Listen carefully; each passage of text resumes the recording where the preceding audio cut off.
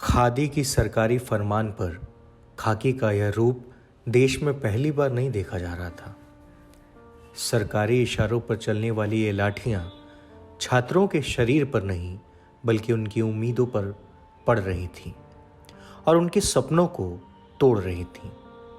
2 साल तो कोई 4-5 साल से जब अफसर बनने और सम्मानित व सुरक्षित नौकरी पाने की आस लिए जौनपुर, बनारस, बांदा, बलिया, गाजीपुर, पटना से आकर पहले के इलाहाबाद और अब के प्रयागराज में तैयारी कर रहा होगा, तो उसने कभी नहीं सोचा होगा कि एक दिन ये तंत्र लोक की हत्या कर देगा। तैयारी हम लोग पूरी कर चुके हैं, बस वैकेंसी का वेट कर रहे हैं लगातार 4 वर्षों से, लेकिन वैकेंसी आ ही नहीं रही है। जबकि बेसिक शिक्षा विभाग में लगभग 1,37,000 पोस्ट वर्तमान समय में खाली है, उसके बाद भी सरकार जो है नहीं निकाल रही है। आए दिन अखबार में आता है कि इतना पोस्ट ये है, 52,000, 69,000, 52,000, 18,000, 17,000, लेकिन अभी तक कोई कुछ उसका पता नहीं है। हम लोग 2 बार टेट और 2 बार सीटेट पास हैं।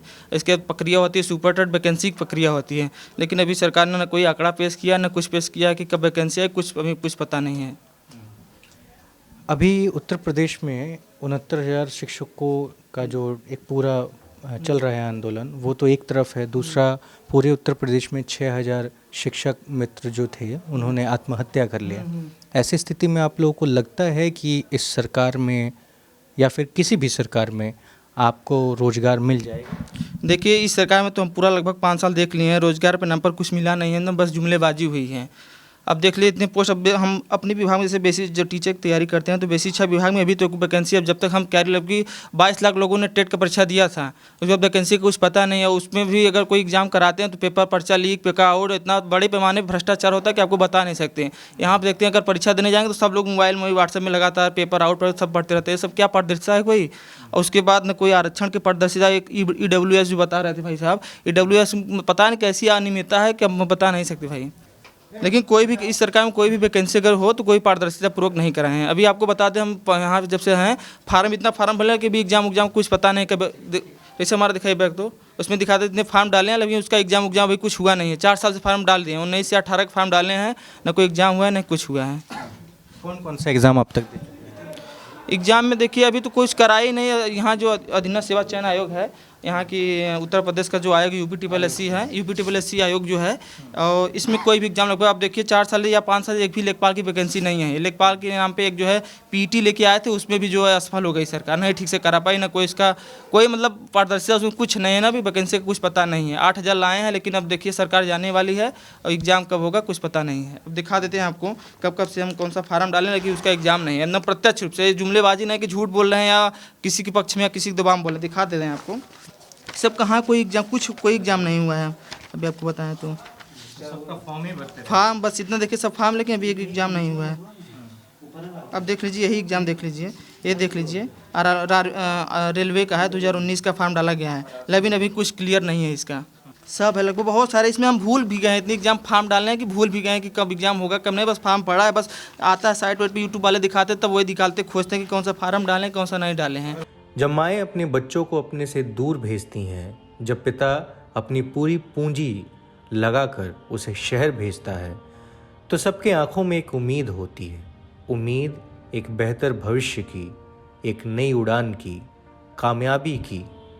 वो सपने जो सियासतदानों के लाठियों से रौंद दिए गए, वो उम्मीदें जो इलाहाबाद की सड़कों पर लहूलुहान थी, वो हौसले जो पस्त नहीं हुए लेकिन अधमरे हो गए। कुल 19,000 से 27,000 रुपये की नौकरी थी। लंबे समय से खाली पद थे। भर्ती निकली, परीक्षा हुआ, परिणाम आए। 3 साल के इंतजार के बाद छात्रों को सिलेक्ट किया गया, लेकिन इसमें भी आखिर हमेशा की तरह धांधली कर दी गई। पेट की भूख और परिवार की आंखों की उम्मीद ने छात्रों को प्रदर्शन करने पर मजबूर कर दिया। वो छात्र आतंकवादी नहीं थे, लेकिन नियति देखिए, उनके साथ पुलिसिया तंत्र का बेरहमी से प्रयोग हुआ और उन्हें एक आतंकवादी की तरह पीटा गया। हक मांग रहे छात्रों को उनके हक से वंचित करने की सरकारी तंत्र की ये कोशिश अपने आप में बेशर्मी की एक गाथा लिखती है। देखिए कि मतलब जैसे ऐसे लॉज में कोई लड़का रह रहा है तो जाहिर सी बात हो नॉर्मली परिवार से रहेगा, कोई हाई लेवल फैमिली से तो रहेगा नहीं। सब फैमिली कृषि करते हैं, किसी का छोटा मोटा बिजनेस है। हमारे भी पिताजी कृषि करते हैं। बस उन्हीं परिवार से आया हूँ। कब से तैयारी कर रहे हैं? बस अभी तो हम 20 में आए थे। 20 में आए थे।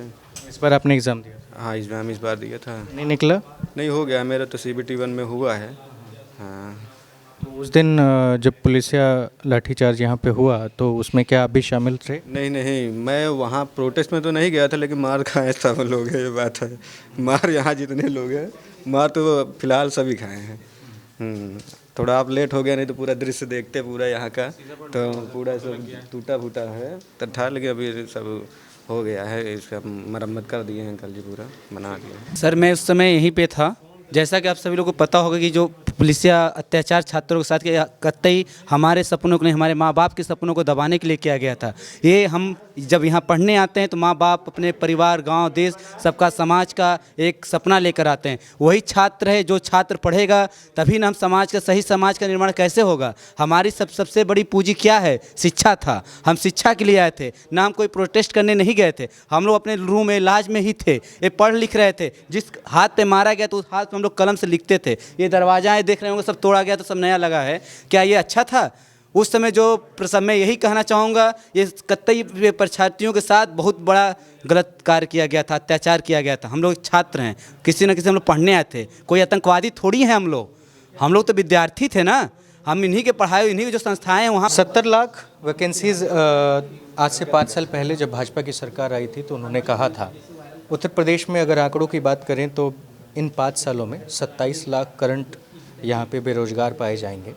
और केंद्र सरकार की अगर भर्तियों की बात करें तो करीब 8,27,000 ऐसे नौकरियां हैं अलग अलग सेगमेंट्स में कि वो खाली हैं केंद्र गवर्नमेंट की, लेकिन उसे 2016 से लेकर के अब तक भरा ही नहीं गया है।